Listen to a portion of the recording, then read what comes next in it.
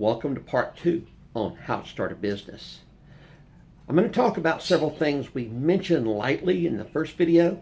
First of all is a team, how to structure your business, the state to organize in, and paying the expenses. And then we're going to talk about separation of funds. The paying of expenses and separation of funds actually may be swapped around there in that order. First of all, your team. You probably have a good idea of what you want to do while you're watching this video. You know you want to start a business of some kind. You may think, I can do this. I can do it alone. Generally, most people can't. And the thing is, you really don't want to. There's so much to do with operating a business that you don't want to go alone. Think about a team. Think about what your skills are, what you know how to do, and what you can handle.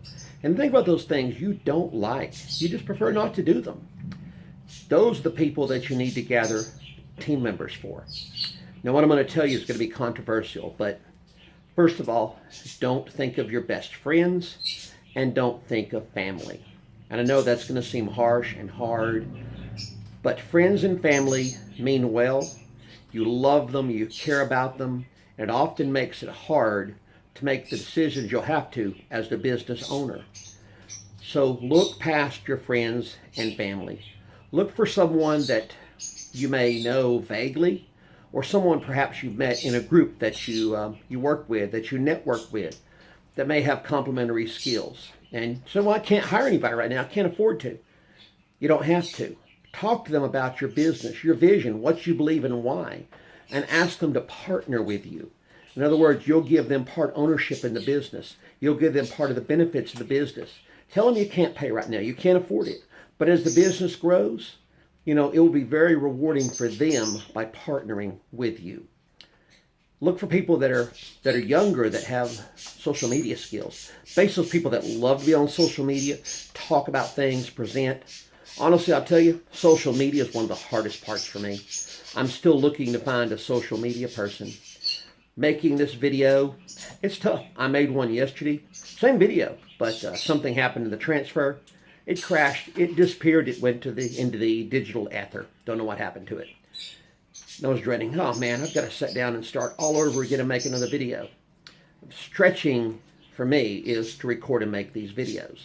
And then I've got to go on editing. I don't mind the editing. And then I've got to go on social media, put myself out there and be vulnerable. That's the hard part.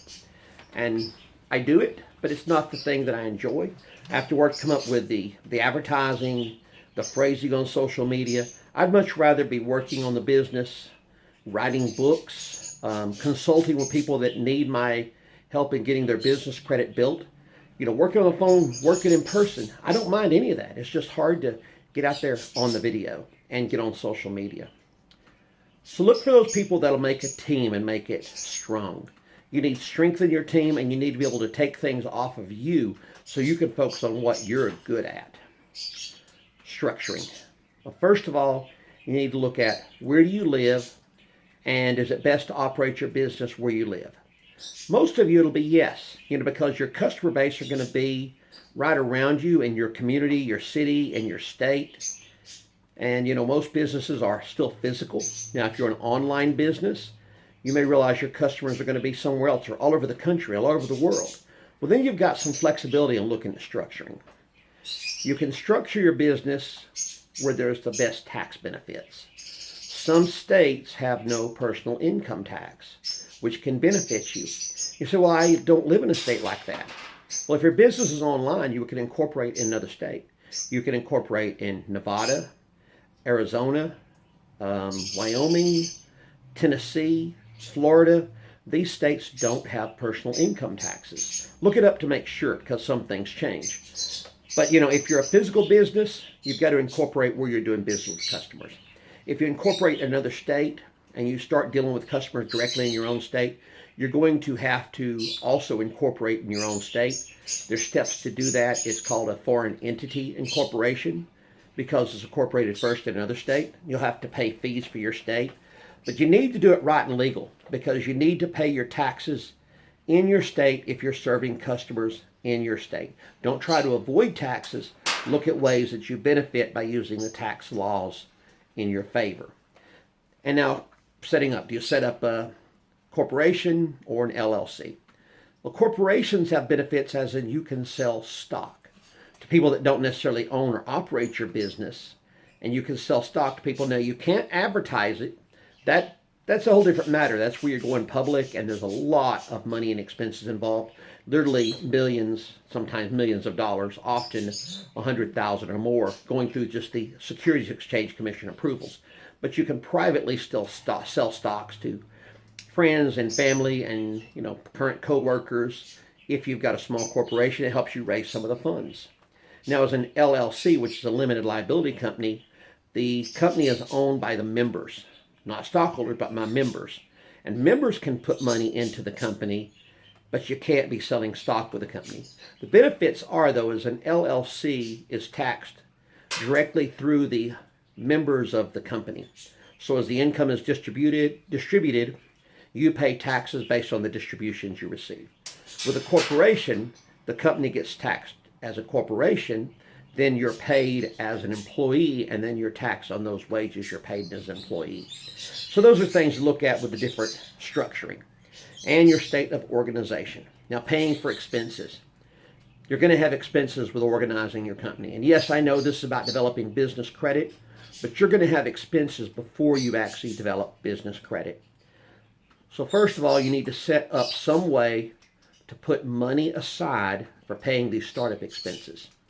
Put them in a savings account, put them in another checking account, do one of these online, accounts perhaps that you can separate the money, make it easier to track and keep up with where the expenses are being paid out of, so you can separate them for business purposes. Now later you'll open a business account, but that'll happen after you get your business set up and structured, because there's some documents you're going to have before any bank will open you a business checking account. Paying for these expenses. Well, unless you're blessed and you've got a really good paying job, or you've got lots of money in savings, or a very extremely large credit line on your credit cards, or a home or a second mortgage, you're probably going to have to come up with the money to start your business to pay these startup expenses. By the way, if you do have a lot of credit, I don't recommend doing it. You're putting yourself, your home, your family at risk to start a business. And sadly, businesses have a high percentage of failure. And with that, you can hurt yourself and your family. So I recommend you hustle. You figure out a side thing to do to make money to pay for these expenses.